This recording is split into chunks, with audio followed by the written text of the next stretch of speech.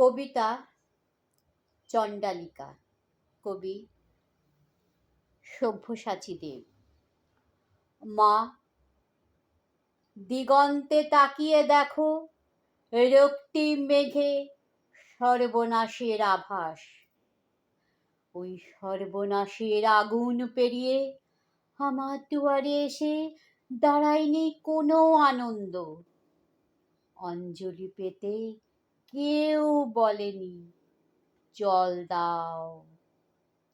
সারা জীবন আমাকেই তীব্র পিপাসায় চিৎকার করতে হয়েছে, জল দাও, জল দাও। চৈত্রের মধ্য দুপুরে পাখিরাও ডানা গুটিয়ে নেয়। দূর শহরের রাস্তায় বাবুদের ভিড় নেই। গায়ের কুকুরগুলি ঢুকে যেতে চায় উঠোনের ছায়ায়। আমাকে এখন যেতে হবে দূর নদীর চড়ায়। বালি খুঁড়ে তুলে আনতে হবে ফোঁটা ফোঁটা জল।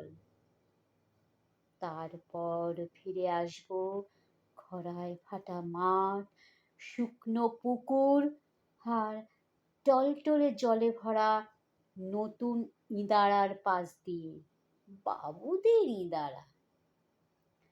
তৃষ্ণায় ডুবে যায় আমাদের গোটা গাঁ। কুকুর আর মানুষের জীব ঝুলে পড়ে, আর বাবুদের ইঁদারায় বাবুদের ছেলেদের স্নান। আমাদের শরীর জ্বলে যায় চৈত্রের খরায়। মা, আমি এক চণ্ডালিকা।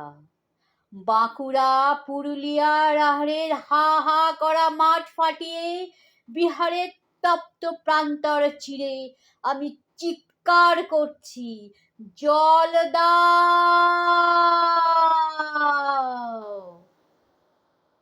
আর আমার সারা শরীরে রক্ত উঠে আসছে মাথায়। মা, এক ফোঁটা জলের দাম আমাদের গোটা জীবন।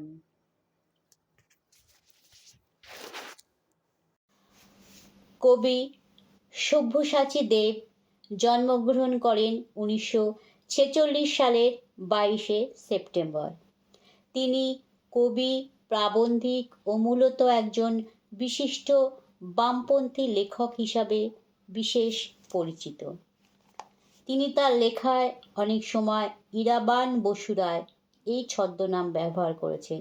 পৌরাণিক চরিত্র বা ঘটনাগুলি নিয়ে তার কবিতাগুলি বিশেষভাবে সমাদৃত, বহুশ্রুত এবং বহু পঠিত। শুভকামনায় তার জন্য সর্বদা সব সময় আন্তরিকভাবে